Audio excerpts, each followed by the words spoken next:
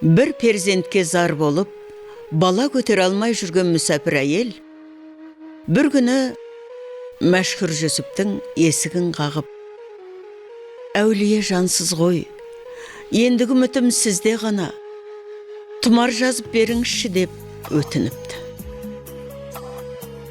Ол өзінде ондай қасиеттің жоқ екенін қанша түсіндірсе де, әйел бет қаратпай отырып алады. Тұмарды алған соң, егіз бала көтерген әйел киелі затын қастерлеп сақтайды.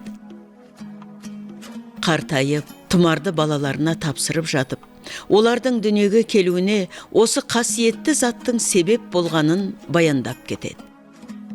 Арада жылдар өтеді. Әлгі егіз ер жетіп, тозығы жеткен тұмардың да жібі сетінепті. Ашып қараса, сарғайған көне қағазда мынандай сөздер бар екен. «Я Алла, сенің барың рас болса, мына мүсәпір әйелге бір перзент бере көр». Міне, бұл қазақы ырымға қалтқысыз сенімнің күші мен құдіреті.